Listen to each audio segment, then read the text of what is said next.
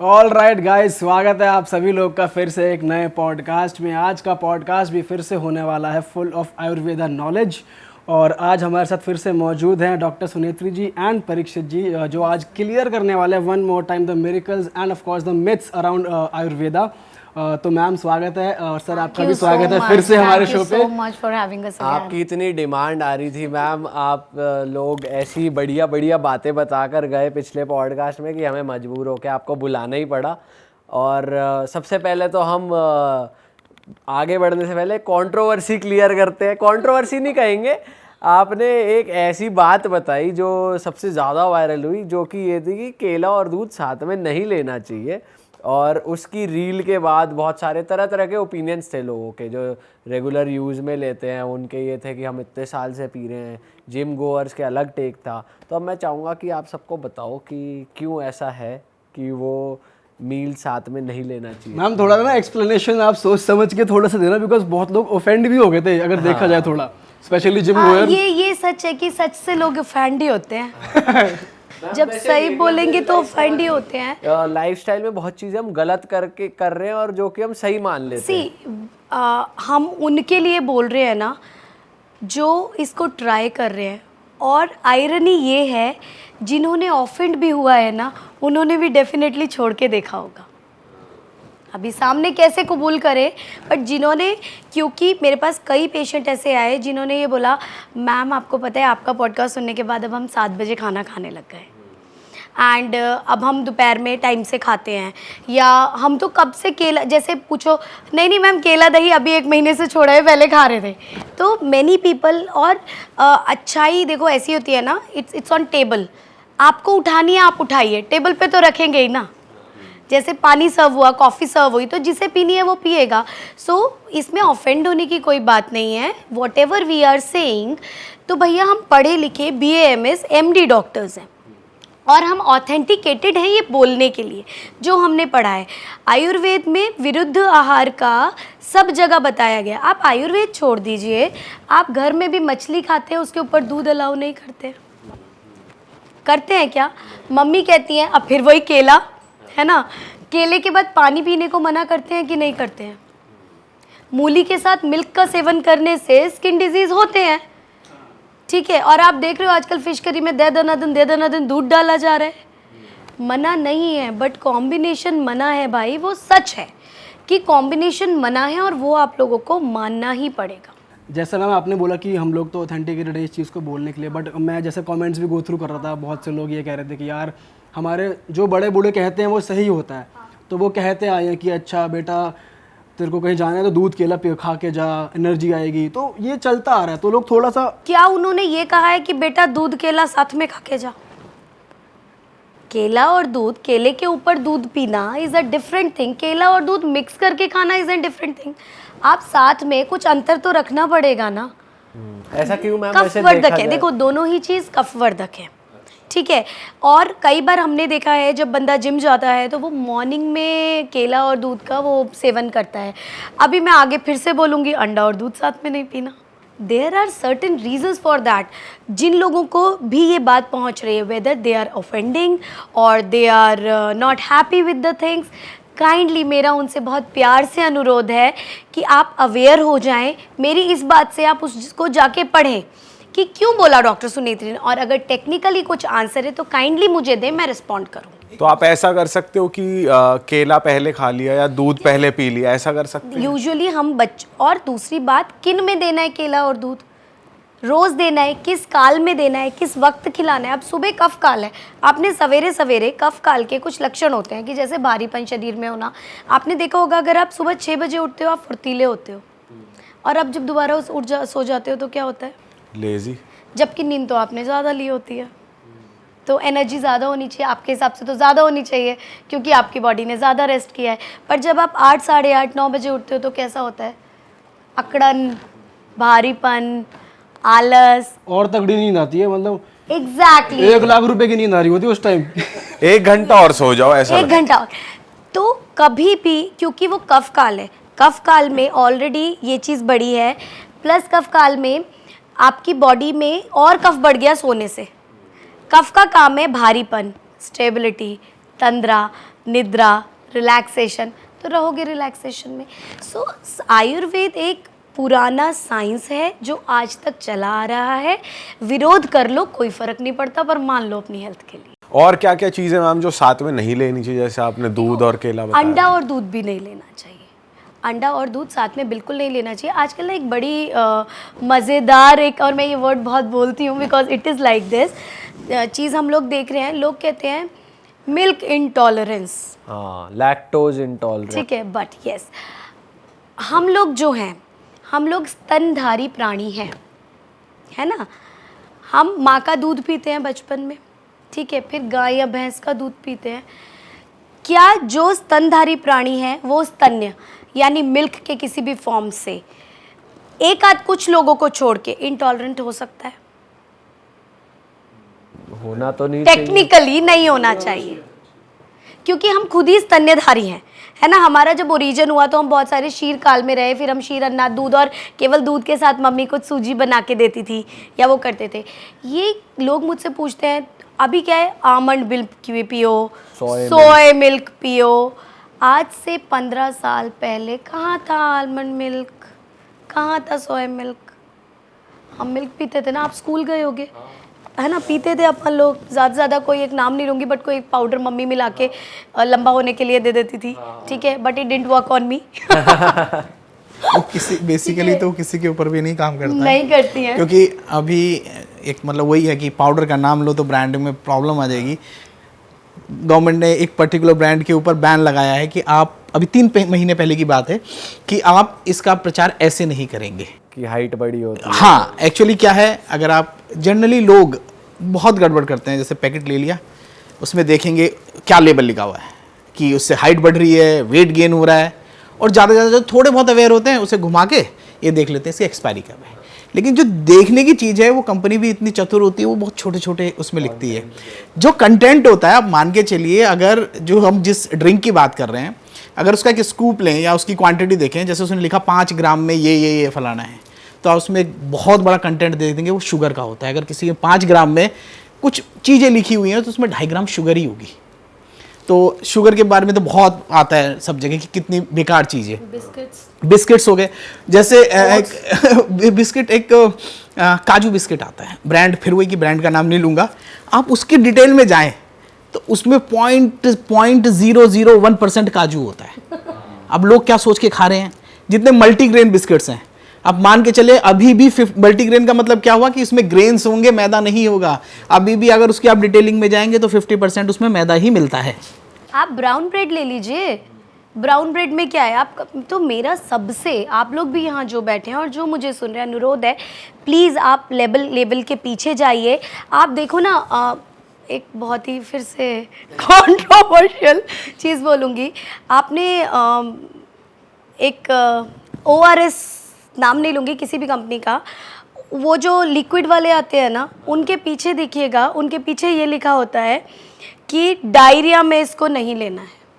मेरे पास अगर अभी पेट होता है, या हम मंगा के देख सकते हैं, उस पर ये एक लेबलिंग, और हम लोग सबसे ज़्यादा कब लेते हैं, and it is written on that, and I have read it. आप लोग पढ़ के देखिए उसको। एक और है, मतलब जब ये टॉपिक आया तो बताता हूँ। एक सॉस होता है, टमाटो सॉस, उसके ऊपर लिखा था फ्रेश टमाटो, हाँ, किसी ब्रांड का नाम, और फ्रेश टमाटो, और उसके नीचे ना एक इंडिकेशन बना है। अब इंडिकेशन का मतलब लिखोगे तो उसमें लिखा हुआ है इसमें टमाटर नहीं है, उसके आइडेंटिकल, मतलब आप नाम से इस ब्रांड का नाम फ्रेश टमाटो है, इसमें टमाटो नहीं है। सो अभी डर के आगे जीत है। आज मेरा बच्चा उस ऐड को देख के बाइक लेके पहाड़ पे कूद जाए कि डर के आगे तो 2 पी लेता हूँ बॉटल 700 ml की, है ना, कलरफुल सी बॉटल, हरी हरी सी, और पी के, और डर के आगे जीत है। क्या ये बहुत इलीगल नहीं होना चाहिए? कोई मर सकता है इससे? छोटा बच्चा, या तो आप बैन करो कि 18 साल से ऊपर का बच्चा लेगा। आप इतना ज़्यादा इस तरह की चीज़ें दे रहे हैं, तो एक्चुअली में हम लोगों को why these podcast are important, क्योंकि इसको देख के कोई इलाज नहीं हो रहा है कि मैं मरीजों का इलाज कर रही हूँ, अवेयरनेस तो हो रही है थोड़ी। For the awareness. अगर आज 1000 लोग भी ये बात सुन के पैकेट के पीछे देखने पड़ेंगे, तो उस कंपनी को मजबूरन उसके अंदर मल्टीग्रेन डालना पड़ेगा। सही बात है। और ये एक मास में काम होगा। मैं सब पॉडकास्टर्स की ये तारीफ करती हूँ, जो आप काम करते हैं ना, आप लोग बहुत बड़े मास को कन्वर्ट करने का काम कर रहे हैं and this is really amazing. Thank you ma'am. और आप जैसे गेस्ट आते हैं तो, और मैम हम दूध की बात कर रहे थे, आपकी बात कंप्लीट करते हैं। राइट। हाँ, तो आप बता रहे थे लैक्टोज इंटॉलरेंट और सोय मिल्क और आलमंड अभी मिल्क। कैसा होता है कि जैसे मिल्क है, तो क्या मिल्क की टॉलरेंस खत्म हुई है या मिल्क की क्वालिटी खराब हुई है? क्वालिटी डिग्रेड हुई है। तो हमें दूध पीना बंद करना चाहिए या दूध की क्वालिटी पे काम करना चाहिए? क्वालिटी में ऑफ कोर्स। इसका मतलब टॉलरेंस, अभी वही लोग थे उनमें वो टॉलरेंस थी, आज टॉलरेंस खत्म हो गई। हाँ, ऐसा कैसे हो? ऐसा कैसे हो गया? कितने हजारों आपने जब से ह्यूमन एग्जिस्टेंस देखिए, सुना है। एक इसका रेफरेंस देता हूँ क्योंकि एक्चुअल रेफरेंस बहुत मांगते हैं लोग ना। मतलब जितने हमारे हिंदू टेक्स्ट हैं उनमें सबसे पुराना वेदों को माना जाता है, और वेदों में भी सबसे पुराना माना जाता है ऋग्वेद को जी। तो आई थिंक, अगर मैं गड़बड़ नहीं हूँ, मतलब ट्राई कर रहा हूँ मैं रेफरेंस याद करने की, शायद उसके 10th चैप्टर में और 74 सूक्त जो होता है उसमें कहीं रेफरेंस है कि जो काउ मिल्क होता है वो अमृत के समान होता है। तो यानी हम जब पैदा भी नहीं हुए, मतलब हम में से कोई नहीं पैदा हुए, वेद कब के हैं, तो वहां पे रेफरेंस है दूध का। और इवन उसमें तो दूध के बारे में ऐसा भी लिखा हुआ है कि जो गाय होती है वो जिस जगह पे चरती है उस जगह की जो प्रॉपर्टीज होती हैं, जैसी वो वनस्पति खाती है वही वैसी प्रॉपर्टीज उसके दूध में आती हैं। तो इसलिए ये बड़ी वेग सी बात है कि दूध इंटॉलरेंस बढ़ गई है। बेसिकली दूध उस क्वालिटी का मिल ही नहीं रहा है। तो मैम आइडियल क्वालिटी दूध की क्या होनी चाहिए? क्या हमें काउ मिल्क लेना चाहिए या भैंस का दूध या पन्नी वाला दूध या डेयरी वाला दूध? क्योंकि अब हर जगह ही दूध की क्वांटिटी बढ़ाने के लिए कुछ डेयरी वाले भी गाय भैंसों को ऐसा चारा देते हैं कि वो ज़्यादा दूध दें। देखिए, गायों की कमी तो नहीं है मुझे लगता है, ठीक है। क्यों ये नैरेटिव सेट किया जा रहा है ना? दूध ही खराब है, चॉकलेट खराब नहीं है।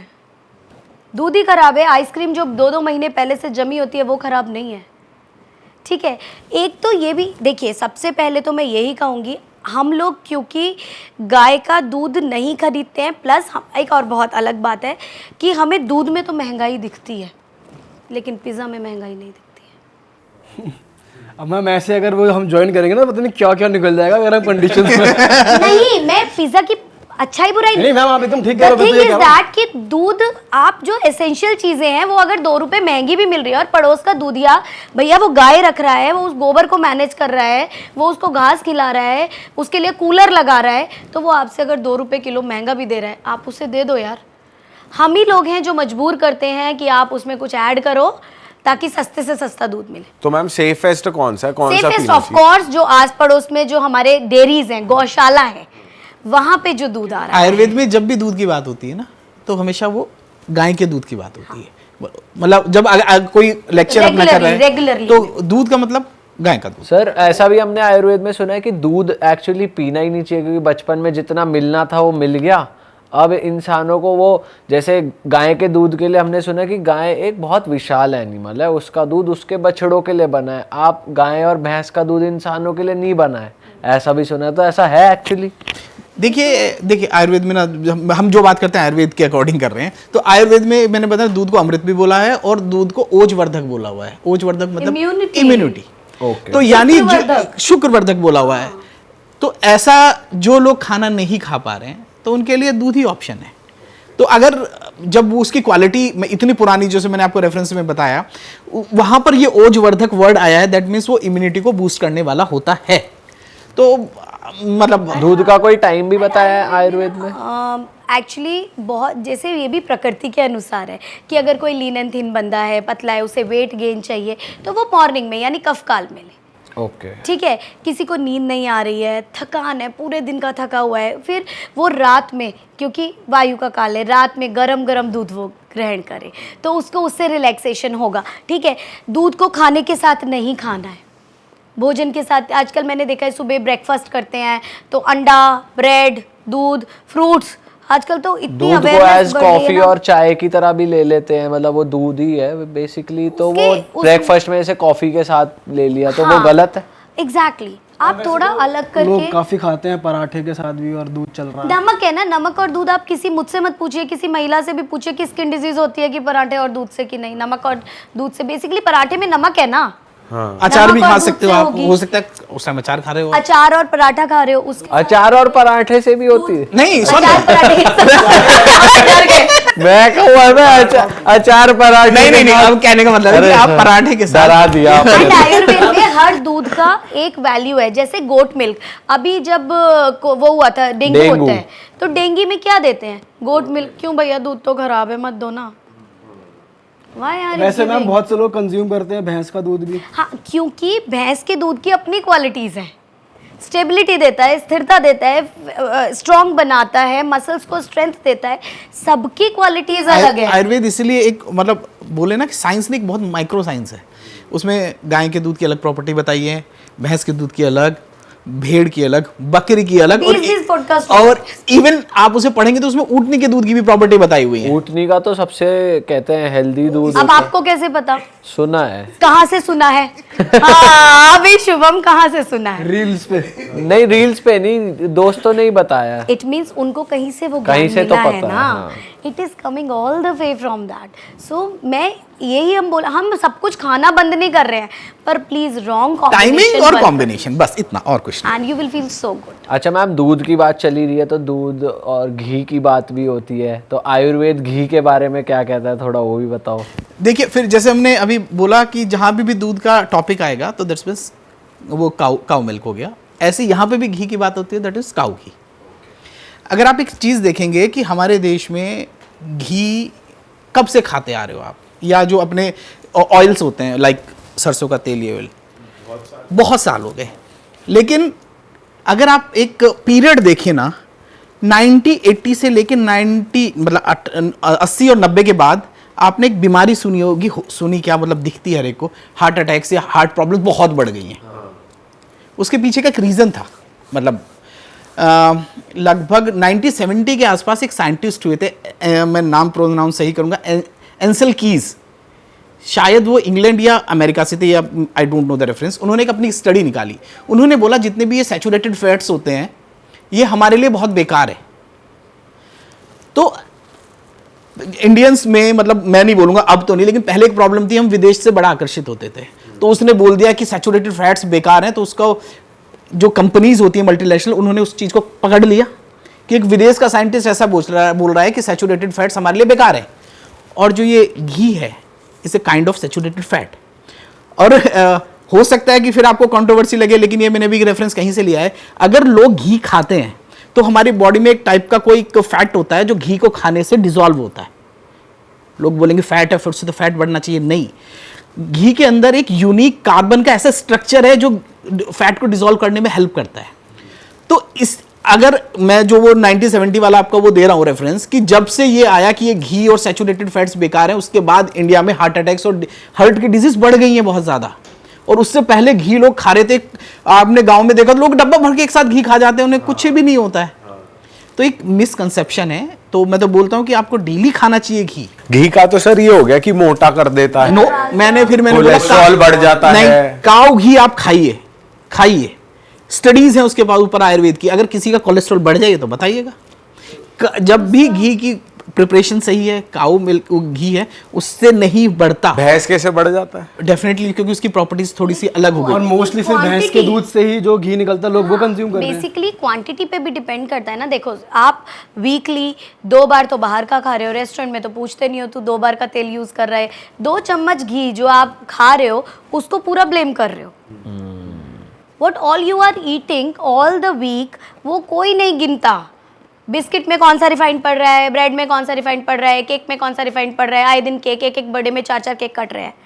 आप तो सारे प्रोडक्ट बंद करवा दोगे मार्केट के। आई एम टेलिंग यू कि आपको कंजप्शन करना है, लेकिन क्यों हमारी भारतीय चीज़ों को ही टारगेट किया जाता है? क्यों दिवाली में हलवाइयों के यहाँ ही छापा पड़ता है? क्यों किसी फैक्ट्री में छापा नहीं पड़ता जो चॉकलेट्स बनाती हैं? क्यों हैप्पीनेस मिठाई बांट के नहीं आ रही थी? जितने ऑल्ट्रेशन कर रहे हैं हमारे भारतीय हलवाई ही कर रहे हैं। सही बात है। कि आप देखो ना, दिवाली के कुछ महीने पहले ही सारे ऐड आने शुरू हो जाएंगे, फलाना न्यूज़ कि वो हलवाई पकड़ा गया, दूध में ऑल्ट्रेशन पकड़ी गई। अभी साल भर नहीं आएंगे, अभी आप देखो सितंबर से ये ऐड आना स्टार्ट हो जाएंगे। चॉकलेट की एड्स ही बढ़ जाती हैं। वो एड्स बढ़ जाएंगी। आपने चॉकलेट्स में कीड़े निकलने के फोटोज नहीं देखे हैं? तो see this is a big narrative. मेरा काम सिर्फ इतना है और हमारा काम सिर्फ इतना है, आपको मना नहीं करना। देखिए बर्थडे आएंगे, मनाइए, खाइए, लेकिन उसके लिए जो हेल्दी चीज़ है उसे ब्लेम मत कीजिए। क्योंकि कई बार जैसे मेरे एक सर हैं, वो बहुत फॉरेन ट्रैवल करते हैं, डॉक्टर ही हैं वो, तो उन्होंने ये बोला है कि जो थोड़ी सी अब पर्टिकुलर घी का टॉपिक है तो उसके हाँ डॉक्टर विनय वोरा, राइट। तो उसमें घी को लेके जो अवेयरनेस आई है, तो वहाँ के टॉक्स में जो फॉरेनर्स हैं वो बोलते हैं कि जो इंडियन काऊ घी है वो पूरे यूनिवर्स को एक तरह से ब्लेसिंग है। इतनी इंपॉर्टेंस है उसकी कि अगर आप उसको एक रेगुलर डोज में और तरीके से लेते हैं। सर कैसा तरीका वो भी बता मतलब लाइक ऐसा नहीं है कि जैसे आपने घी खाया तो आप वो उसको डाइजेस्ट भी होना चाहिए आप में ना। तो आप पड़े हो दिन भर, आपका कोई काम नहीं, आप घी खा जा रहे हो, तब तो प्रॉब्लम्स आएंगी। लाएगा कि तो मतलब आप खा रहे हो, अब जैसे खाना खा रहे हो तो उसमें रोटी के साथ आप खा लो, कोई प्रॉब्लम नहीं है। इवन फॉरेन में जब बड़ा नया ट्रेंड में है, कॉफी में रोज घी डाल के पी रहे हैं आपने सुना उसको। होगा ना आजकल घी की कॉफी, अगर आप अभी रिसर्च कुछ करेंगे गूगल, तो घी की कॉफी बड़ा फेमस है। ये फॉरेन में मिल रही है, इंडिया में भी घी डालो, कॉफी बनाओ और घी और वो तो एक टर्मरिक लाटे तो ऐसा फेवर हो रखा है आजकल, तो वो तो अच्छा फिर भी मैं बताती हूँ, अगर आप लोगों को घी का सेवन करना है फॉर द स्ट्रेंथ, तो कभी भी बहुत ऐसा हो जब आपकी भूख कम है, जिन दिनों भूख कम लग रही है उन दिनों इस तरह से घी का सेवन ना करें। लेकिन अगर भूख अच्छी लग रही है, शरीर में हल्कापन है, मोशन ठीक से हो रहा है, तो भोजन के काल पे जिस समय आपको तेज़ भूख लगी हो, खाने से पहले 1 चम्मच घी का सेवन करें। जब अग्नि तेज़ हो, हवन में जब अग्नि तेज़ होती है और घी डालते हैं तो घी पच जाता है। लेकिन अगर आग बुझी हो और आपने घी डाला तो क्या होगा, आग और भी बुझ जाएगी, तो वो घी फिर नुकसान। अब आग वो हवन में डाल तो वो भी होती है तेज, अगर अग्नि हो तो तेज होती है। और अगर बिल्कुल बुझी हो, और इसीलिए कहते हैं जब जठर अग्नि, जब भूख बढ़ी हुई हो, तब अगर घी डालोगे तो वो घी पच जाएगा और उसका मेटाबॉलिज्म ठीक से होगा और वो सही से अपना काम करेगा, जो आप उसके हेल्थ बेनिफिट चाहते हैं। ओके अच्छा मैम, अब प्रोडक्ट्स की बात हम कर रहे थे, तो बिना नाम लिए एक बहुत फेमस आयुर्वेदिक कंपनी भी विवादों में आई, जो कि इंडिया की सबसे बड़ी मानी जाती है, और उसमें ऐसी क्वेश्चन अराइज होते हैं तो लोगों को ऑटोमेटिकली आयुर्वेदा को टारगेट करते हैं। तो मैं चाहता हूँ आप थोड़ा बताओ कि अब मतलब लोग सोर्स कहाँ से करें प्रोडक्ट, अगर जेन्युइन चाहिए तो। देखिए वैसे तो आयुर्वेद के लिए ना ये ब्लेसिंग इन डिस्गाइज है, आयुर्वेद का नाम ही हो रहा है, ठीक है ना। दूसरी बात, जो लोग इस आयुर्वेद कंपनी यहाँ तक आई और चीज़ों को कर रहे हैं, हाँ मैं कंपनीज अगर मापदंड पूरा नहीं करनी है तो डेफिनेटली करनी चाहिए। एक्चुअली मापदंड की बात करें, स्टैंडर्ड्स की बात करें, अगर आप जिस कंपनी की बात कर रहे हैं, अगर आप वो जाके उनकी लैब्स देखेंगे, उनका मैन्युफैक्चरिंग यूनिट देखेंगे, उससे एडवांस शायद इंडिया में कहीं भी नहीं है। बात प्रॉब्लम क्यों आई, क्योंकि उन्होंने जो बोलने वाली चीज़ें थी ना उसको बढ़ा चढ़ा के बोल दिया। जैसे जो अभी प्रोडक्ट्स की बात हुई कि प्रोडक्ट्स पे लिखा है जैसे आपकी हाइट बढ़ जाएगी, जब मैम ने बोला अगर इन्होंने पिया लेकिन इनकी तो बढ़ेगी। तो सर थोड़े विवाद ऐसे भी हुए थे कि जो उसके अंदर के इंग्रेडिएंट्स हैं वो नेचुरल है ही नहीं, एनिमल के बोन्स को क्रश करके बनाया गया, ऐसी कुछ चीजें भी सामने आ रही थी। नहीं देखिए, एक्चुअली एनिमल्स की बोन का तो आई कांट से, लेकिन आयुर्वेद में ऐसा बोला जाता है कि जैसे कुछ मेडिसिन हैं जहाँ पे रस लग जाता है किसी औषधि में, जैसे लक्ष्मी विलास रस लग गया या फिर रस लग गया, तो इनमें मतलब वो उसका जो मेडिसिन है वो प्लांट से नहीं होती, वो किसी मिनरल से बनी होती है। तो मतलब ये हड्डी वाले से तो मैं भी बिल्कुल एग्री नहीं करूंगा कि अगर ऐसा हुआ तो बहुत गड़बड़ है। लेकिन जैसे अगर आप एलोपैथी मेडिसिन भी देखेंगे या किसी और उसकी भी देखेंगे तो उसमें एक पीछे पत्ते पे रेड कलर का एक मार्क होता है, ठीक है, तो फिर वो लोग भी तो दे रहे हैं। आस्क देम, क्यों नहीं। आयुर्वेद में तो ये कहा गया है ना कि सामान्य से सामान्य की वृद्धि होती है। अभी हड्डी टूटती है तो पाए का रस जूस पीते हैं, पाए का सूप बना के पीते हैं, ये किसे पता है? जो नॉनवेज खाते हैं उन सबको पता है कि अगर हड्डी टूटती है तो पाए का सूप बना के पिया जाता है, ठीक है, तो फिर आप क्यों पीते हैं? आयुर्वेद ये कहता है कि जहाँ जिस चीज़ की ज़रूरत है, जैसे एक कुक्कुटांड त्वक भस्म है, उसमें ये कुक्कुट के अंडे की त्वक जो छिलका होता है उसकी भस्म बनाई जाती है हड्डियों के लिए। सो इट्स अ मेडिसिन, वो एक मेडिसिन है।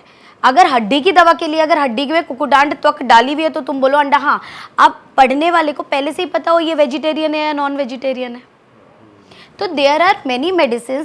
अब अगर किसी में मांसक्षय है तो उसे ऐसी दवाइयाँ देनी पड़ेगी ना कि उसकी मांस वृद्धि हो।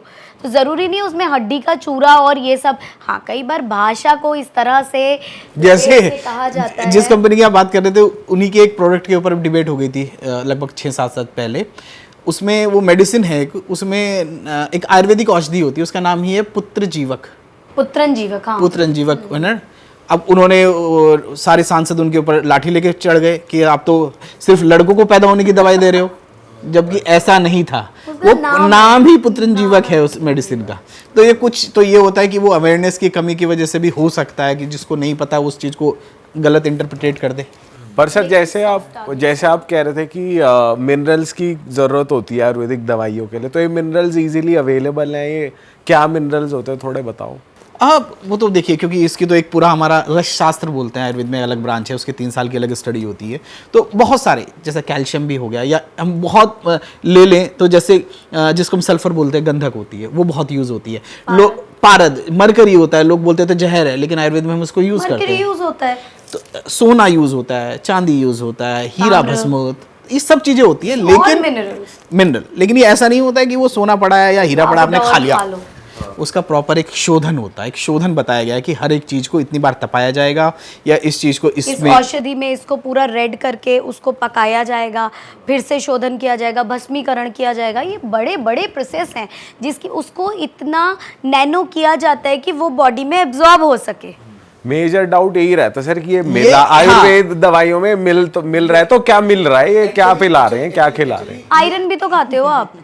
एक्चुअली प्रॉब्लम ना कुछ लोगों की वजह से होती है। लाइक किसी ने एक फार्मेसी एस्टैब्लिश की, अब मालूम है कि कोई भस्म बनानी है, उसमें डेफिनेटली मेहनत लगेगी भाई। अब लोग उसमें शॉर्टकट अपना लेते हैं, उसका जो प्रॉपर उसके जो हमें प्रक्रिया करनी है कि मतलब इसके शोधन में अगर 16 स्टेप्स या 15 स्टेप्स या 10 स्टेप्स होने, वो किसी ने नहीं किए, बाईपास कर गया कोई उसको, तो डेफिनेटली उसका हार्मफुल इफेक्ट तो आएगा ही आएगा। तो लेकिन जब इमरजेंसी मेडिसिन की अगर आयुर्वेद में बात होती है ना कि हमने कोई प्लांट बेस्ड मेडिसिन दी, वो उतना अच्छा काम नहीं कर रही है, तो उसको फास्ट करने के लिए फिर हमें उनकी हेल्प लेनी पड़ती है। And they are very miraculous treatments. जैसे एक छोटा सा एग्जांपल होता है। तो बोलेंगे डॉक्टर साहब ने बोलने नहीं दिया, मैडम सर को बोलने नहीं देती, सो आई विल बी कीप। जैसे स्वर्ण प्राशन होता है आयुर्वेद में ना, दैट इज वो छोटे बच्चों के लिए ऐसा बोला जाता है कि जब बच्चा जब से पैदा होता है और अप टू 16 साल तक स्वर्ण प्राशन कराना चाहिए। स्वर्ण प्राशन में क्या होता है कि एक वही गोल्ड डस्ट, स्वर्ण की भस्म और सर्टेन मेडिसिन होती है, मेद्य औषधि होती है, जिससे उसकी इम्यूनिटी डेवलप होती है, उसकी माइंड शार्प होता है। और वो अलग एक बच्चे को आपने स्वर्ण प्राशन कराया है और एक नॉर्मल बच्चा है, और एक ही घर की फैमिली के बच्चे हैं, तो दोनों में डिफरेंस आता ही आता है। तो जब हम एक बिल्कुल पैदा हुए बच्चे को भी अगर स्वर्ण प्राशन दे रहे हैं, गोल्ड डस्ट दे रहे हैं, तो वो कितनी सेफ है ये आप समझ सकते हैं। तो बस वही है कि उसके अगर बनने में कोई प्रॉब्लम है, या फिर उसको देने वाला, आपने जैसे हमने पॉडकास्ट में मैंने 2-4 दवाइयों के नाम लिए, और वो किसी ने भी सोचा रहे ये तो डॉक्टर साहब ने बोला था मैं दे देता हूँ, तो वो दे दिया, तो इफेक्ट तो बुरा आएगा ही आएगा। तो दैट मीन्स देना है तो एक प्रॉपर डॉक्टर से पूछने के बाद ही आप उस तरह की मेडिसिन दें। एंड हम लोग लंग के डिजीजेस में, COPD में और फाइब्रोसिस में we are doing very good work. जब भी मैं वी बोलती हूँ, मैं आयुर्वेद बोलती हूँ। वी का मतलब डॉक्टर परीक्षित, डॉक्टर सुनेत्री, या डॉक्टर सुनेत्रीज आयुर्वेद, ठीक है ना। हम बहुत अच्छा काम कर रहे हैं। आपने सुना होगा लंग के इतने प्रॉब्लम में पेशेंट आते हैं, ऑक्सीजन पे हैं, क्योंकि आजकल पॉल्यूशन इतना है, या फिर कोविड के बाद लंग्स बहुत कमजोर हो गए हैं, PFT गड़बड़ आ रहा है। तो वो कई पेशेंट्स ऐसे हैं, अभी हो सकता है मेरे वो पेशेंट सुन भी रहे होंगे, पहले जब आए तो बात नहीं कर पा रहे थे, बात करते करते भी सांस फूल रही थी, लेकिन लंग डिसऑर्डर में we are giving tremendous results. 2 महीने बाद आ रहे हैं तो दे आर वेरी हैप्पी, और फिर प्रॉब्लम दूसरी बता रहे हैं। मैम एक चीज़ और न्यूज़ में हम सबको सुनने में मिली थी कि वैक्सीन की वजह से सबको ब्लड क्लॉट्स हो रहे हैं, काफ़ी सारी प्रॉब्लम हो रही है। तो अगर ऐसा हो रहा है, लोग फेस कर रहे हैं ब्लड क्लॉट्स और ये वाले इश्यूज, तो क्या करें? लोग प्रिवेंट कर सकते हैं कि बात आगे ना बढ़े, ठीक हो जाए? हाँ, एक्चुअली जब कोई चीज़ 2-3 लोगों को होती है तो कंसिडरेशन नहीं होती है, बट जब इस तरह की चीज़ एक मास में देखी जाती है, जो अब हम देख रहे हैं कि इतने जब बात खुल गई है और आ रही है कि ये सब हो रहा है, तो मैं यही कहूँगी, first of all body always gives you first sign, second sign, please identify those signs, है ना। अभी एक नोंटू है, उनके देते, तो जैसे रात को पेन हुआ या कुछ कंजेशन लगा, तो गैस का ही होगा, यही होगा, या फिर मैं ठीक से सोया नहीं होऊंगा, आपको आइडेंटिफाई करना है what kind of pain I am feeling. क्या मुझे साथ में घबराहट हो रही है, मेरी सांस फूल रही है, मेरे दिल की धड़कनें तेज़ हो रही हैं, वो सब आपको थका थका तो नहीं महसूस हो रहा है कुछ दिनों से, ये चीज़ ध्यान रखनी है। प्लस मैं एक जनरल सबको बोलूँगी, अपने आसपास कुछ आयुर्वेदिक डॉक्टर्स होते हैं, आप जाओ और उनको हृदय की मेडिसिन्स होती हैं, जैसे अर्जुन, I can take a name बहुत इजीली, कि अर्जुन की जो छाल होती है उसको हम हार्ट में आज भी बहुत ज़्यादा हेल्पफुल मानते हैं, ठीक है, तो अर्जुना रिस्ट है, या फिर एक दो मेडिसिन्स होती हैं, I can not take the name here, ठीक है। प्लस एंग्जाइटी लेवल को कम करना, and there are certain blood thinners जो एक्चुअल में बहुत ज़्यादा ब्लड थिनर नहीं होते हैं बट रक्त शोधक होते हैं, ठीक है, रक्त का शोधन करते हैं। प्लस आयुर्वेद में कुछ विषग्न औषधियाँ होती हैं जो विष का नाश करती हैं। कई बार कहा जाता है जब हम कॉन्टीन्यूअस कोई दवा बहुत लंबे समय तक लेते हैं तो वो दवा भी हमारी बॉडी में कुछ टॉक्सिन्स और कुछ उसके जो केमिकल्स होते हैं, जो रेजिड्यू होते हैं, वो छूट जाते हैं, रह जाते हैं, तो उनके लिए विषग्न औषधियाँ आयुर्वेद में होती हैं, उनको आप अपने आयुर्वेदिक डॉक्टर से जाके लें। प्लस कुछ औषधियाँ होती हैं जो आम को या जो हमारे बायो ह्यूमर्स जो ख़राब हो गए हैं उनको निकालती हैं, वो करें। प्लस पंचकर्म का इसमें बहुत अच्छा रोल है, विरेचन करवाएं। विरेचन में क्या होता है? विरेचन इज़ अ परगेशन। कुछ दवाइयाँ खिला के, जैसे उसमें क्या होता है, आजकल लोगों को बोलो तो नॉर्मल भाषा में बोलेंगे डिटॉक्स हो रहा है हमारा, लाइक तो डिटॉक्स के टाइप्स अलग अलग होते हैं, लेकिन लोगों का ये है कि हाँ जिस चीज़ से हमें मोशन अच्छे हो जा रहे हैं दैट इज डिटॉक्स। नहीं, वो नहीं है, it is a bio purification, है ना। मेरा एमडी पंचकर्मा में है, ठीक है, इसीलिए मैं ये सारी चीज़ें, बायो प्यूरिफिकेशन होता है, जो बायो ह्यूमर्स होते हैं, वात पित्त कफ सप्त धातुएं, है ना, 3 मल, इनको खराब को बाहर निकालना और सही को अपनी जगह काम पे लगाना। फॉर एग्जांपल, आप अगर मेरा काम करने लग जाओ, मैं इनका काम करने लग जाऊँ, कैमरामैन आपका करने लग जाए, तो होंगे तो सब अवेलेबल, पर काम ठीक से होगा क्या? इसी तरीके से वात पित्त कफ सप्त धातुएं, त्रिमल, सब चीज़ अवेलेबल है, लेकिन अगर वो अपना काम ठीक से नहीं कर रही हैं, या मैं ज़्यादा करने लग जाऊँ, मैं आपके वाला भी बोलने लग जाऊँ, अपने वाला भी बोलने लग जाऊँ, या तो हमको हर चीज़ सम, जैसे मैंने पिछली बार एक श्लोक बोला था ना, सम दोषा समाग्निश्च सम धातु मल क्रिया प्रसन्न आत्मेन्द्रिय मन स्वस्थ इति अभिधीयते, everything is in moderation and a right place. तो मैम ये जो पंचकर्मा की हम बात कर रहे हैं, ये प्रोसेस क्या होता है, कितने दिन का होता है, कैसे किया जाता है, थोड़ा इसके बारे में बहुत सारे बताओ। लोग बोलते हैं हमें ना पूरा पंचकर्म कराना है, ठीक है। एक्चुअली में कुछ पैकेजेस भी होते हैं, अदरवाइज डिजीज़ ओरिएंटेड पंचकर्मा होते हैं। जैसे पित्त के लिए विरेचन है, मोटा मोटा पित्त और रक्त के लिए विरेचन इज परगेशन। उसमें क्या करते हैं, अग्नि को अच्छा करके, पहले खूब अग्नि के लिए अग्निवर्धक और आम को ख़त्म करने के लिए जो टॉक्सिन्स हैं उनको ख़त्म करके अग्नि बढ़ा के एक औषधीय घी दिया जाता है, विच इज़ कोई 3 दिन ले पाता है, कोई 5 दिन और कोई 7 दिन। उसके बाद 3 दिन मसाज और स्टीम के लिए बुलाया जाता है। जो मेन डे होता है, जिस दिन प्रधान कर्म होता है, उस दिन एक औषधि proper permutation combination according to the disease and प्रकृति वो दिया जाता है, और उससे उस दिन उसको लूज मोशंस होते हैं, ठीक है। 10 से लेके 25-30 तक लूज मोशन होते हैं, है ना। एंड मिराकुलसली उसमें वीकनेस नहीं आती है। बहुत लोग बोलते हैं अरे हम तो डर गए, क्योंकि उसमें हर मोशन के बाद हम बोलते हैं आप पानी कंज्यूम करें, रेस्ट करें, ये एक पूरा प्रोसेस है। हम तो कोई उस लूज दिन मोशन आपको नहीं करा रहे हैं, वहीं रहना होता है? नहीं, हम घर में 9 से 10 सुबह, उसका हर चीज़ का एक टाइम है। आयुर्वेद में टाइम का बहुत महत्व है। तो 9 o'clock हम पेशेंट को बुलाते हैं, 10-15 मिनट में वो वाली मेडिसिन मेन डे खिलाते हैं, एंड देन पेशेंट घर पे चला जाता है। फिर वो हमें पूरा चार्ट भेजता है, ये वाला मोशन हुआ, मोशन हार्ड था, सॉफ्ट था, उसमें म्यूकस था, ये था, उसके हिसाब से हम करते हैं।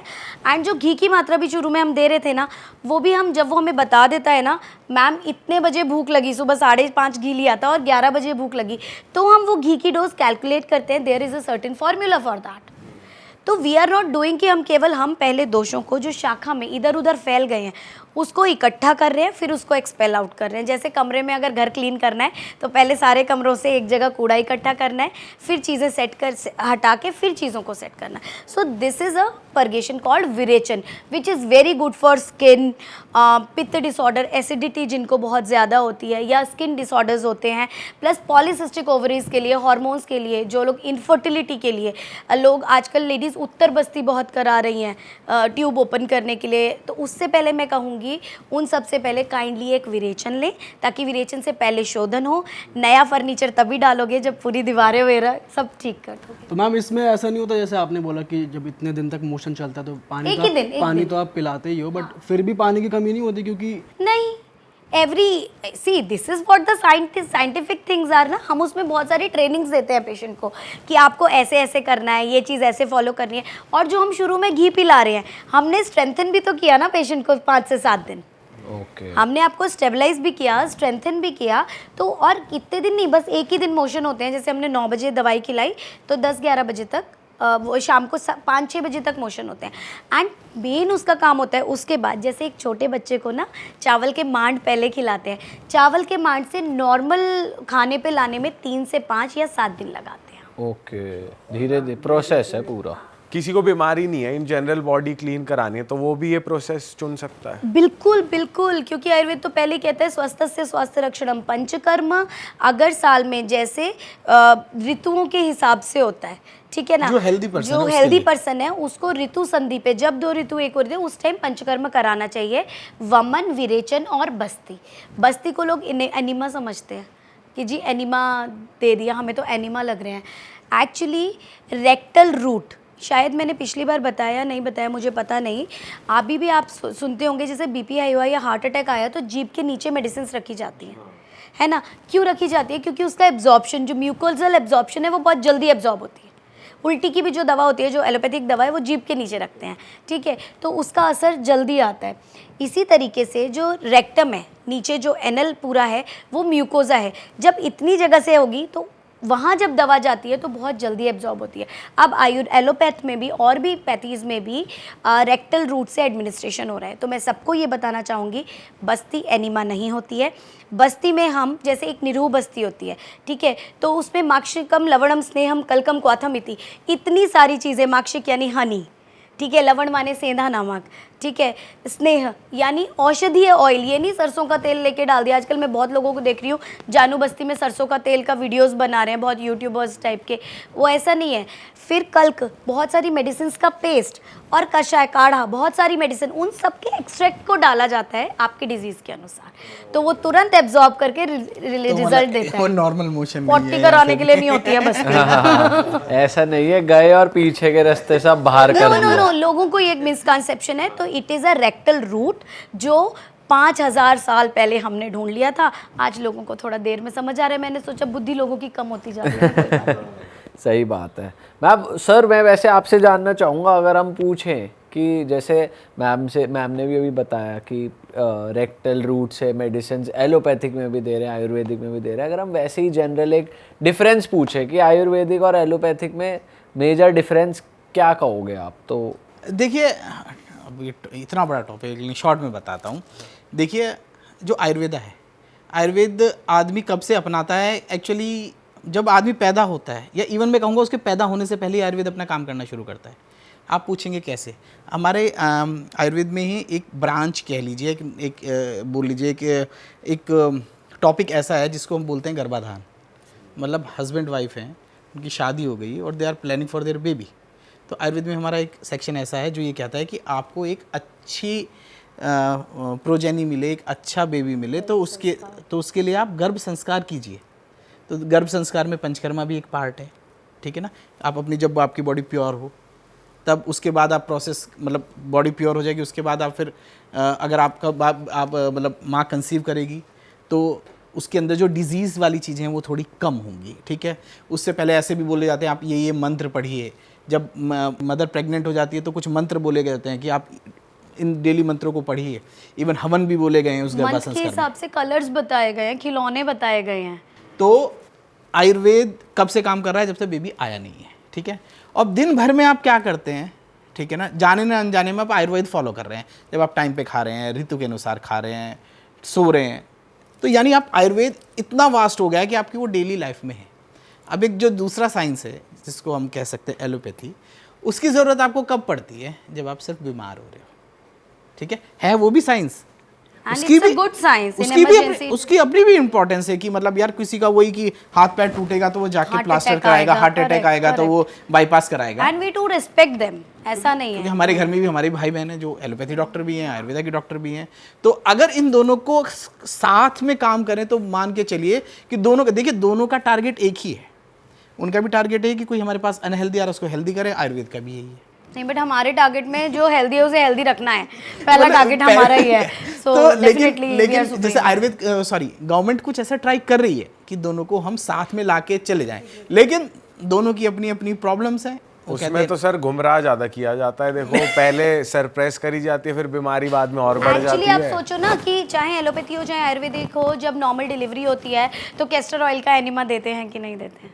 एनिमा वैसे अब तो सोडियम और उसका देते हैं, अदरवाइज आपने सुना होगा कि सेवइयों में दूध की सेवइयाँ बनाओ और उसमें 2 चम्मच घी मिला के, आज जाके पूछना मम्मियों से कि वो डिलीवरी में इंड्यूस करने के लिए, पेन इंड्यूस करने के लिए देते हैं कि नहीं देते हैं।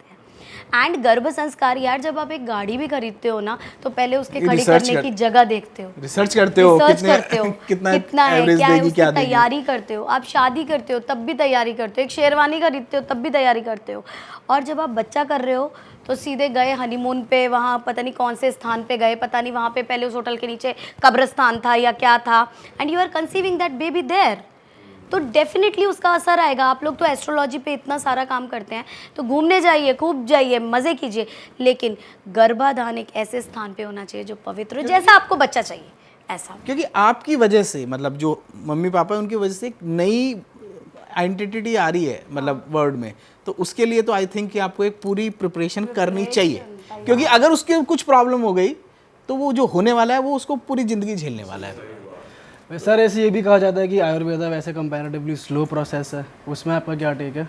नहीं, मैंने देखिए अभी हमने इससे पहले क्या बोला, आयुर्वेदा तब से काम कर रहा है जब से आप पैदा भी नहीं हुए हो, तो फास्ट कौन सा हो? और प्रकृति की रचना पहले हुई पुरुष के आने से पहले, तो मतलब ऐसे, लेकिन कहते ऐसे हैं ना प्रकृति पहले बनी, इंसान बाद में आया। प्रकृति में हर्ब्स पहले बनी, तो भगवान ने तो पहले ही ये कर दिया, इसको आप नकार नहीं सकते हैं। स्लो का इन द सेंस है कि अगर आप डिजीज हुई आपको, मतलब एक लाइक डिजीज में बोलें कि आप सही टाइम पे आ रहे हो, मतलब ऐसे नहीं है जैसे हमारे पास मान के चलिए कैंसर के इतने पेशेंट आते हैं, और वो आते कब हैं?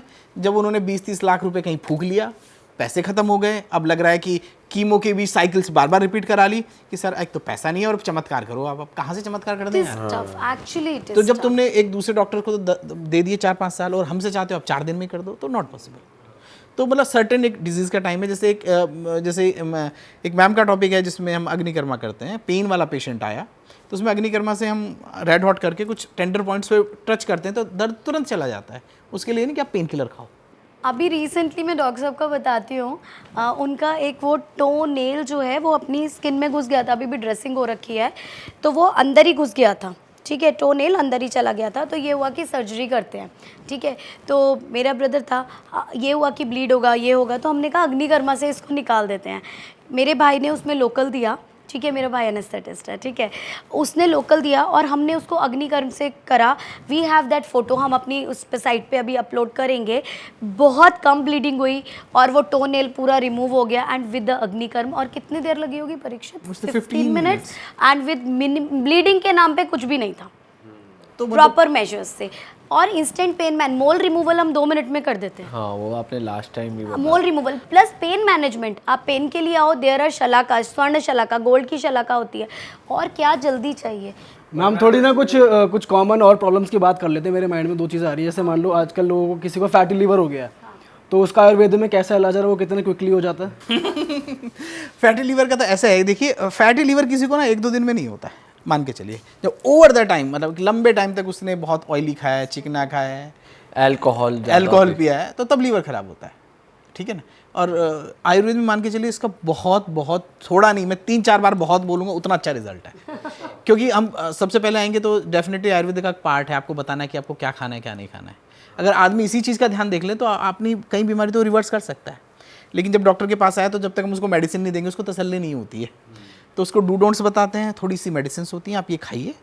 और डेफिनेटली बहुत, जैसे फैटी लीवर का मैंने बताया ना कि वो over the time minimal medicine से it can be treated.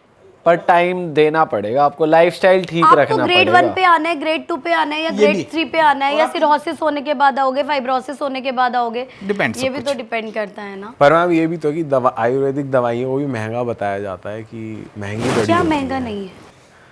Allopathy की फिर भी थोड़ी सस्ती आती है दवाई। 2 रुपए की गोली आ गई, पैरासीटामोल खाई और हाँ, 2 आयुर्वेदिक रुपए में की गोली खर्चा आती बड़ा है, होता है, एक तो और फीस फिर दो, वो फिर liver खराब 2-3 करके हजार आपको, की ऊपर से admit- दवाई। अच्छा, एक डिजीज होती है, रेयर डिजीज होती है। देखो मैं पता नहीं, आई थिंक उसके ऊपर क्या लोगों का सोचना होगा। एक बच्चों में हो जाती है वो डिजीज। आप मानेंगे उसका इंजेक्शन कितने का आता है? कौन सी डिजीज है सर? वो आई डोंट नो, मैं उसका नाम नहीं लूँगा क्योंकि मैं एक्चुअली उसका प्रॉपर नाम मुझे अभी, वो डिस्ट्रॉफी से संबंधित होती है, उसका एक इंजेक्शन आता है, ठीक है ना। वो आप मानोगे कितने का आता है? बताइए सर। 17 करोड़ रुपए का। अच्छा, ये वैसे हम देखते हैं कुछ हाँ, बच्चों ये के रेट पे कुछ आता रहता है कभी कभी। वो होता है। तो 3-4 करोड़ का, 17 करोड़ का भी है शायद। तो मैं ये कह रहा हूँ कि देखो, जब आप बीमार हो ना तो थोड़ा तो मैटर करता है हाँ पैसा, लेकिन इतना भी नहीं कि आप उसको सर अच्छा, जैसे एंड अभी हम देयर इज डेफिनेटली डिफरेंस। आप केमिकल की दाल खाओ तो सस्ती आती है ना, ऑर्गेनिक खाओ तो महंगी आती है। तो थोड़ा तो पर सर वही है ना, डेली लाइफस्टाइल में जो दवाइयाँ यूज हो रही है वो महंगी है, तो नहीं, बहुत नहीं, ज्यादा नहीं, इशू नहीं, आता नहीं, है। क्या अगर महंगा है, आप आप अपनी बताइए। लाइफस्टाइल बेटर करते हो तो नहीं महंगा होता डेफिनेटली। नहीं, डेली लाइफस्टाइल में कौन सी दवा महंगी है? लवण भास्कर चूर्ण एसिडिटी के लिए, गैस के लिए सॉरी होता है, महंगा है। अभी पत्ती अभी कर कभी महंगा है, खरीदा नहीं तो करो ना, खरीदो। मैम लवण सर भास्कर हम तो लोगों से ही सुनते हैं कि महंगी होती है डिपेंड दवाई। करता है आप कैसी सिचुएशन, आपको कितनी दवाई की ज़रूरत है, ये भी तो है। महंगी होती है, लेकिन आप ये नहीं कह सकते कि इस पैथी से महंगी होती है या उस पैथी से महंगी होती है। वो ये जरूरत नहीं बिल्कुल होती नहीं वैसे। कहा जा सकता, क्योंकि आप डिजीज़ किस लेवल पे ला रहे हैं, किस चीज़ की ज़रूरत पड़ रही है। आप बताइए, जैसे हमारी दवा का लोग हमसे कॉस्टिंग पूछते हैं, ठीक है, तो सिंपली 100 रुपीज़ पर डे के हिसाब से रहती है, इससे कम नहीं आता है। महंगी है, नहीं ठीक है। महंगी और है। मैम कहाँ तक जाती है वो, 100 से लेके अब 100 से लेके कहाँ तक जाती है कि अगर कोई पेशेंट बहुत ही बुरी स्थिति में आया है तो एक दवा आती है श्वास कुठार रस, और एक दवा आती है श्वास काश चिंतामणि रस। उनमें से एक आता है 150 रुपये की गोली, एक आती है 10 रुपये की गोली। अच्छा मैम, जैसे अभी हम एलोपैथी की बात कर रहे थे, आपने कुछ ऐसे ऐसे पॉइंट्स गिनवा दिए। अब हम आयुर्वेद के बारे में तो हम अच्छी अच्छी बातें कर ही रहे हैं, जिसके इतने प्रोज होते हैं, कुछ कॉन्स भी होते हैं। मैं डाउट नहीं कर रहा, मैं बस वैसे नहीं, पूछना चाह रहा हूँ आपसे कि कुछ नहीं, हम जो शास्त्र 5000 साल से लगातार अपनी जगह पर इतने धक्के देने पर भी खड़ा है, उसके कॉन्स जो है ना, वो सिर्फ वो हैं कि हम उसे समझ नहीं पाए हैं। बट मैम आपको और लगता है कौन हम कि लोग तैयार करते हैं, हम वैद्य गलत तरीके से प्रैक्टिस करके। हर किसी को आयुर्वेद प्रैक्टिस करने की परमिशन क्यों है? क्यों सड़क पे एक बंदा वैन लगा के बैठा है कि ये मैं अच्छी नहीं लगूंगी एज अ फीमेल, वो सब बोलने के लिए कि उसका दवा खाना, इसका दवा खाना? क्यों everyone is allowed to prescribe a medicine like this without study? क्यों हमारी दवाइयाँ ओटीसी पे इस तरह से बिक रही हैं? तो ये तो लॉज बनाने पड़ेंगे ना। अब अगर अच्छा, दूसरा मरीज भी कम होशियार नहीं है, वो भी सोचता है डॉक्टर की 500 रुपये फीस काय को देके आऊं, दोस्त से पूछ लेता हूँ, मेडिकल से खा लेता हूँ, दोस्त से। मेडिकल वाले को तो डॉक्टर समझ लेते हैं, ये डॉक्टर साहब है। आराम नहीं मैम आया। आप मानोगे नहीं, अमेजोन पे पैकेजेस बने हुए हैं आजकल की, अच्छा ये चल रहा है तो ये अलग से। सफेद मूसली और कोच के बीज देखिए और अंजीर। ये जो आप अभी हम वो बात कर रहे थे ना, कंपनी के ऊपर बैन लगा है ना, तो उसकी होपफुली अगर सुप्रीम कोर्ट ऐसे ही सबको एक स्टैंड में रख के काम करता रहा तो ये चीज़ बंद हो जाएगी बहुत जल्दी। हाँ। क्योंकि जब उनके ऊपर ये लगा है कि नहीं आप ऐसे फॉल्स क्लेम कर रहे हो, तो उनकी तरफ से भी वकील ने कुछ अपनी बातें रखी। तो सुप्रीम कोर्ट उसके ऊपर काम कर रहा है कि जब अब आयुर्वेदिक दवाइयाँ हैं उनके ऊपर बोलने का भी और उनका लिखने का भी राइट सिर्फ एक आयुर्वेदिक डॉक्टर का होना चाहिए। ये बहुत जल्दी आ जाएगा। आज पूरे पॉडकास्ट में हम किसी भी पैथी को नीचे नहीं दिखा रहे हैं, तो हमारी पैथी को भी, जो हमारी पैथी पढ़ा नहीं है, they are not authenticated to say anything to Ayurveda. And ये मैं बिल्कुल जोर शोर से बोल रही हूँ। एक बहुत बड़े डॉक्टर साहब, लिवर के डॉक्टर साहब हैं, आप आयुर्वेद पे BMS तो कर लो यार। Actually, एक वो बार short BMS में- करो, वो MD डॉक्टर- करो, फिर सुनेंगे ना वो आप, दो डॉक्टर- हमें गाली। एक डॉक्टर साहब वो एक शॉर्टकट है बेसिकली। जैसे अभी थोड़े दिन पहले पॉलिटिक्स में बताता हूँ कि किसी को भी फेमस होना होता था तो वो क्या करता था? वो कम्युनल राइट्स नहीं, करते कम्युनल थे। राइट नहीं, वो सिर्फ मोदी को गाली देता था। और जिसने मोदी को गाली दे दी उसको लेके सब मीडिया वाले पहुंच गए, तू बता, ऐसे बहुत सारे नाम हैं, अगर आप भी जानोगे बहुत सारे नए लड़के बीच में आए थे जिन्होंने आज़ादी मांगी थी और फलाना किया था। तो सेम ही ये डॉक्टर साहब है। तो उनको लोग वैसे तो जानते नहीं कौन है और किस कोने में वो प्रैक्टिस कर रहे हैं, तो उन्होंने बोला कुछ मैं छोड़ देता हूँ कि जिसकी वजह से हो जाता हूँ। तो मेरी डॉक्टर साहब से इतनी ही विनती है कि आपने वही ABCD, उनका नाम भी कुछ ऐसा ABCD है, कुछ ऐसा आई डोंट नो। तो आगे अगर आपने आयुर्वेद के बारे में पढ़ा ही नहीं है तो आपको बोलने का बिल्कुल भी राइट नहीं है। उन्होंने 2 एग्जाम्पल अपनी स्टडीज़ के रखे थे। उन्होंने दिखाई कि गुड़ुची जो हम इतना प्रमोट करते हैं इम्यूनिटी के लिए, इससे लीवर ख़राब होता है। तो थोड़े दिन बाद पता चला उनकी वो स्टडीज़ ही गलत हैं। उनकी एक स्टडी को तो खुद उन्हीं की कम्युनिटी के डॉक्टर ने गलत सिद्ध कर दिया था। अच्छा। क्योंकि एक स्टडी की उन्होंने 6 लोगों के ऊपर और कह दिया कि इसको गुड़ुची दे रहे हैं और इनके लीवर ख़राब हो गए, जबकि उनकी स्टडी में ये भी उन्होंने नहीं लिखा कि ये गुड़ुची के साथ कुछ और भी मेडिसिन ले रहे थे या नहीं थे।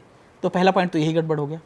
दूसरा, एक उन्होंने बड़ा एग्जाम्पल दिया एक पॉडकास्ट में, एक बड़ा टॉप क्वालिटी का पॉडकास्ट है, नाम फिर वही लेने में यार गड़बड़ हो जाती है। तो उन्होंने इसमें बोला कि आयुर्वेद वाले आज भी भूत प्रेत की बात करते हैं। उन्होंने ये पॉइंट उठा लिया, लेकिन उसके पीछे हमारा मोटो क्या रहता है कि जैसे जब आचार्य सुश्रुत चरक हुए थे तो उस टाइम बैक्टीरिया चीज़ या ये सब चीज़ें होती तो थी, लेकिन उनको ये नाम नहीं दिया हुआ था, बैक्टीरिया, वायरस।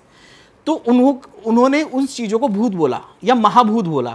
वो चीज़ क्या है कि किसी भी पार्टिकल का कोई बहुत छोटा सा कण, बहुत छोटी सी एनर्जी, दैट इज़ भूत और महाभूत। और इन डॉक्टर ABCD ने समझ लिया कि हम तो वो डेविल और ये सब भूतों की बात कर रहे हैं।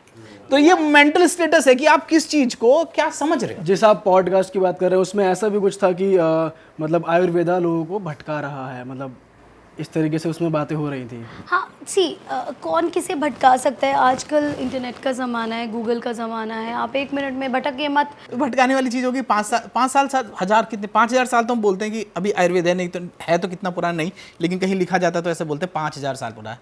तो हम किसको कितने साल तक बेवकूफ़ बना लेंगे, 5000 साल तक तो नहीं बना पाएंगे, आई थिंक सो।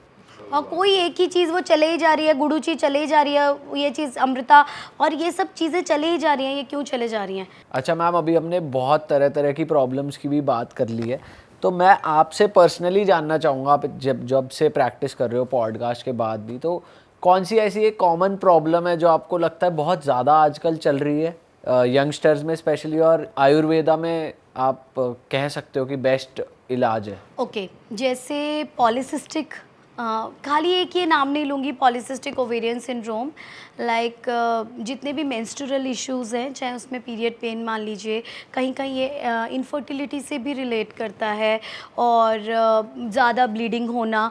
एक तो ये वाले पेशेंट्स हमारे पास बहुत आ रहे हैं, प्लस हमारे पास यंग बच्चियाँ जिनको पीरियड पेन है, इतनी दूर दूर से वो दिखाने आती हैं।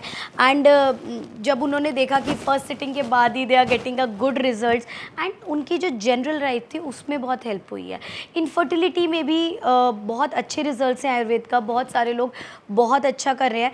प्लस एक रिमेटॉइड अर्थराइटिस या जो भी अर्थराइटिस होती हैं, हाँ, पर मैं सबको ये बोलूँगी जैसे हाथ पैर बिल्कुल ही टेढ़े हो जाएं, उसके बाद आप सोचो कि ये ठीक हो जाएंगे, ये सीधे हो जाएंगे, तो वही है, आपको स्टेज पे देखना पड़ेगा कि किस स्टेज पे हमें डॉक्टर के पास जाना है। तो बहुत अच्छे रिजल्ट्स हैं। फिर आप ये क्या बोलते हैं, जितने भी मेटाबॉलिक डिसऑर्डर्स हैं इन पे आप काम कर सकते हैं, लिवर है, किडनी है, एंड आयुर्वेद सही टाइम पे आने में सब चीज़ें मैनेज हैं। लेकिन हाँ, मैं यही बोलूँगी, अगर एक्यूट आपको कोई दिक्कत है, हम बहुत सारे पेशेंट्स को ये बोलते हैं कि अभी की सिचुएशन बहुत ख़राब है, आप जाके अभी अपना ट्रीटमेंट, अभी एक्यूट जो लेना है, इमरजेंसी ट्रीटमेंट लें, उसके बाद आप हमारे पास आएँ। ये भी आपकी अच्छी बात है कि आप नहीं, बेसिकली हमें पेशेंट का वेलफेयर करना होता है, हमें उसकी जान थोड़ी उसमें ना लेनी है, जान थोड़ी टाइम लेनी है वेस्ट कि करें हमारी उसका। पैथी बेस्ट है, इसको हम प्रूव करने के लिए पेशेंट की हालत खराब कर दें। पेशेंट ठीक रहेगा तो वो हमारे लिए अच्छा, चाहे वो किसी भी पैथी से सही हो। एक एडिनोमायोसिस जैसे मैं देखती हूँ, एडिनोमायोसिस, एंडोमेट्रियोसिस, इसमें मैम ये सिम्टम क्या होते हैं? तो basically इतने बाहरी वर्ड period- है, हमें पता ही नहीं है कि पीरियड प्रॉब्लम है क्या ये? पीरियड के टाइम में सीवियर पेन पेट में होना, और जो झिल्ली होती है ना, जो हर महीने पीरियड में जो झड़ती है, वो अंदर ही चिपक जाती है और उसकी बहुत सारी लेयर्स बन जाती हैं। ये भैया आजकल बहुत कॉमन है, बहुत कॉमन है एडिनोमायोसिस, ये एंडोमेट्रियोसिस टाइप बेसिकली की। मैम जैसे हमने सुना है लाइफस्टाइल प्रॉब्लम है ये, नहीं, कई बार इसको लाइफस्टाइल भी होती प्रिकॉशन है। कैसे लिया जाए? जो लोग ये फेस कर रहे हैं, एक तो होता है कि आके ट्रीटमेंट कराएं, वो तो चलो है ही, अगर आप कुछ ऐसी टिप्स भी दे दो ना कि वो हो ही ना प्रॉब्लम। फीमेल्स में क्या होता है ना, जैसे 1 महीना पीरियड नहीं आया, आ जाएगा, बाज़ार से गोली लेंगे, महीना आने की खा लेंगे, प्लस दर्द हो रहा है, अगर उसे ज़्यादा दर्द हो गया, एक तो जो मैंने पिछली बार बताया था ना, सब लोग बोलते हैं कि ये टैबू है कि पीरियड है तो दर्द तो होगा ही, सबको होता है, मम्मियाँ दादियाँ सब ये कहती आ रही हैं।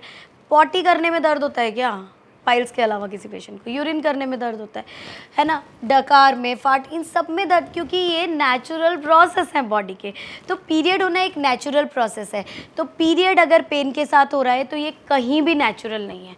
तो do not take it always very normal, ठीक है? हमें तो, क्योंकि दर्द का थर्मामीटर है क्या बच्ची के पास कि 2 नंबर पे हो रहा है कि 5 नंबर पे हो रहा है कि 8 नंबर पे हो रहा है? तो ये नॉर्मल नहीं है।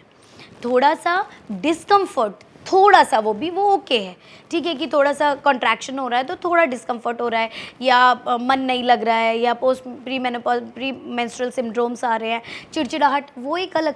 लेकिन अगर सीवियर पेन है, ब्लीडिंग में ज़्यादा या कम है, टाइम पे नहीं आ रही है, तो प्लीज़ पहले ही दिखाएं। प्लस अपनी इसमें जब पीरियड का टाइम होता है, मैंने एक और पॉडकास्ट में भी बोला था, कूद फांद मत करो ये पैड्स के ऐड देख देख के।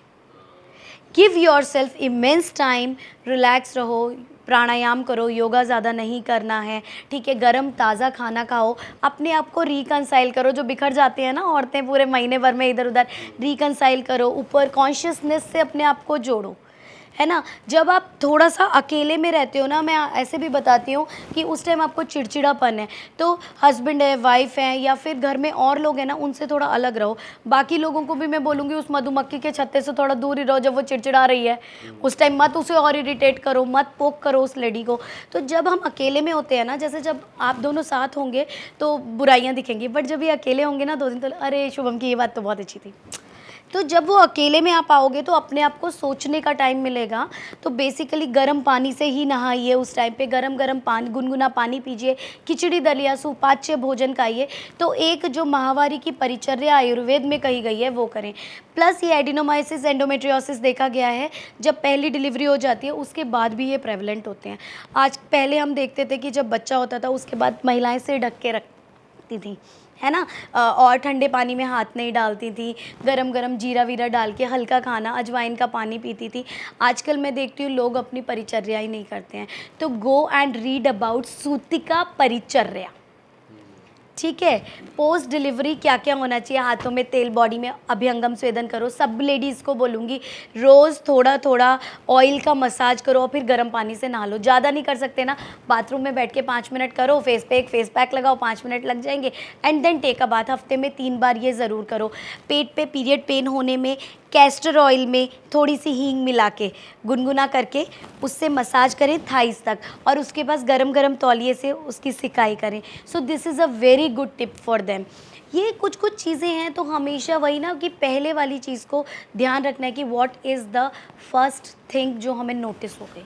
मैम एक और प्रॉब्लम है जो काफ़ी लोग फेस कर रहे हैं कि किडनी में स्टोन आजकल हो जाता है, तो उसका कैसा इलाज है आयुर्वेद में और वो कितना क्विक है?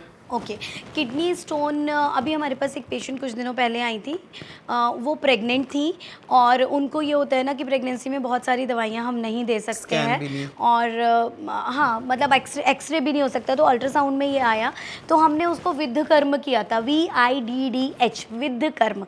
ये आयुर्वेद की एक विधा है जिसमें एक सिरिंज को कुछ पॉइंट्स पे, जो एक पर्टिकुलर हर डिज़ीज़ के एक पॉइंट है वहाँ पे प्रिक किया जाता है, और उससे वो डिज़ीज़ में रिलीफ आता है, ठीक है। एंड इट इज़ कॉल्ड विद्यकर्म। बहुत सारे बड़े बड़े वैद्य, जैसे एक डॉक्टर चंद्र कुमार देशमुख सर है, डॉक्टर RB गोगटे सर के स्टूडेंट हैं, और मैंने उनसे सीखा है, तो he is doing miraculous in this, ठीक है। आप वो करवाओगे हफ्ते में, जैसे मैं तो ये कहती हूँ हफ्ते में 5-6 दिन आप आओ, फिर अगले हफ्ते आप आओ, तीसरे हफ्ते में निकल जाती है स्टोन।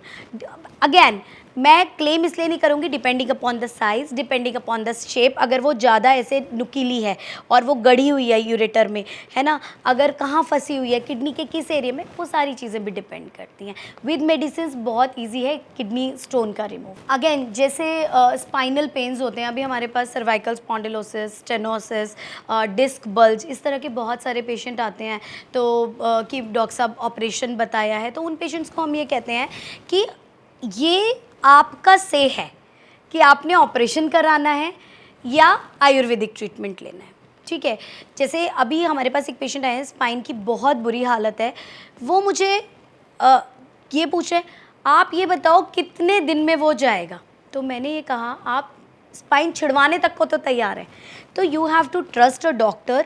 एंड स्पाइनल डिजीजेस में, स्पाइनल पेन्स में, शियाटिका में, रूमेटॉइड अर्थराइटिस में आयुर्वेद के बहुत अच्छे रिजल्ट्स हैं, बशर्ते प्रॉपर आप पंचकर्मा कराने को तैयार हों, प्रॉपर मेडिसिन लेने को तैयार हों। और जो नसें कहते हैं ना, नसें बंद हैं, नसें नहीं खुल रही हैं, पैरों में झुंझुनी होती है, हाथों में झुंझुनी होती है, फ्रोजन शोल्डर होते हैं, इन सब के बहुत अच्छी ट्रीटमेंट आयुर्वेद में अवेलेबल है। पंचकर्मा जैसे पत्र पोटली स्वेद है, कटी बस्ती है, जानू बस्ती है, पृष्ठ बस्ती है, इस तरह के कुछ पंचकर्मा प्रोसीजर्स हैं, वो आप कराएं। और उससे मुझे लगता है जितने भी मस्कुलर स्केलेटल वाले डिजीज़ हैं, प्लस जो ब्रेन से रिलेटेड डिजीज़ हैं, आपने देखा होगा लोग चलने, अभी हमारे पास एक पेशेंट आ रहे हैं, उनको विल्सन्स डिजीज़ है, ठीक है।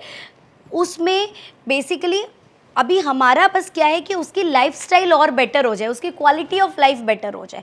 तो अगर वो पेशेंट मेरा सुन रहा होगा तो उसको समझ आएगा कि उसको अब चलने में बेटर हुआ है, उसकी स्पीच थोड़ी बेटर हुई है, जो स्टिफनेस थी वो थोड़ी सी बेटर हुई है। तो धीरे धीरे इस तरह से रिजल्ट आते हैं। प्लस ऑटिज़म में भी आते हैं, बट सब में आपका पेशेंस चाहिए, बहुत ही ज़रूरी होता है। तो ब्रेन रिलेटेड जो डिसऑर्डर्स होते हैं उनमें भी आयुर्वेद का बहुत अच्छा, जितने भी न्यूरोलॉजिकल है ना, न्यूरोमस्कुलर एंड जितने भी ऑस्टियो वाले, रूमेटॉइड वाले, इनमें बहुत अच्छे रिजल्ट्स हैं। So that's it. All right ma'am, मज़ा आ गया आपसे बात करके। एंड आपकी पर्सनैलिटी इतनी ऐसी हंसमुख है ना कि मज़ा आ जाता है, हंसी मजाक में बातें हो जाती है दोनों से, और तरह तरह की बातें हमने इस पॉडकास्ट में कर ली। मैं जनता से कहना चाहूँगा, अगर आपको इस पॉडकास्ट से कुछ नया जानने को मिला है, सीखने को मिला है, तो इसे अपने तक ना रखें, इसको ज़्यादा से ज़्यादा शेयर करें। आपके पेरेंट्स, हम सबके पेरेंट्स थोड़े ओल्ड हो रहे हैं, उनका ध्यान रखना हमारा फ़र्ज़ है। और अच्छे तरीके से सबका ध्यान रखें, अच्छी प्रैक्टिसेस, अच्छा खाना, अच्छा लाइफस्टाइल हम सब चूज़ करें। और मैम से कनेक्ट होना चाहते हैं आप, सर से कनेक्ट होना चाहते हैं, तो सारी डिटेल्स डिस्क्रिप्शन में मेंशन्ड है। इनके क्लिनिक का एड्रेस, कॉन्टैक्ट नंबर, इंस्टाग्राम, सब आपको डिस्क्रिप्शन में मिल जाएगा। और मैम जाते जाते आप कुछ कहना चाहते हैं हमारी ऑडियंस से? मुझे लग रहा है सर कुछ कहना चाहते हैं। हाँ, मैं अब पहले बोलूँगी नहीं। नहीं, एक्चुअली बस इतना ही बोलना है कि आयुर्वेदा बहुत सरल है। मतलब कई लोग उसको बहुत टिपिकल बना के लोगों के सामने रखते हैं। तो जितने भी, अगर किसी को आपको मिथ्स हैं, लाइक वही कि एक, जैसे पीयूष भाई ने भी बोला कि मेडिसिन को लेके हैं, मेडिसिन की क्वालिटी को लेके हैं, स्लो करता है काम, फास्ट करता है काम, तो उस सब में ना पड़े। हमारा नंबर है आपके पास, कुछ जानकारी ऐसी जनरल है तो हम डेफिनेटली आपको देंगे। कोरा पे हम लोग आंसर्स कर सकते हैं, डू नॉट वरी, उसकी फीस नहीं लगती आंसर करने की। तो बस यही कि आयुर्वेदा सच, मतलब एक ऑथेंटिक आयुर्वेदा आपको के बारे में जानना है तो वो किसी आयुर्वेदिक डॉक्टर से, क्वालिफाइड डॉक्टर से ही पता करें। क्योंकि आजकल बहुत सारे क्लिप्स, बहुत सारे पॉडकास्ट ऐसे हैं जिसमें डिफरेंट लोग जिन्हें आयुर्वेद के बारे में पता है वो बोले जा रहे हैं, उनके पास उसका कोई लाइसेंस इन द सेंस की कोई डिग्री या कुछ भी नहीं है, तो उनसे बचें थोड़ा सा। बाकी जो नॉर्मली करते आ रहे हैं, अपने घर के लोग हैं, जो बुज़ुर्ग लोग हैं, दादी बाबा, जो वो ऐसा बोलता रहे, अगर आप वही करते रहेंगे तो आप जितनी भी आजकल की डिजीज़ है, मान के चलिए 50 to 60% उनसे बच सकते हैं। ऑल राइट गाइज, चलो हमको भी आप लाइक, कमेंट, शेयर, सब्सक्राइब कर देना। हम आपके लिए ऐसे प्यारे प्यारे पॉडकास्ट लाते रहेंगे। Till then bye bye, see bye bye, take bye care. Bye.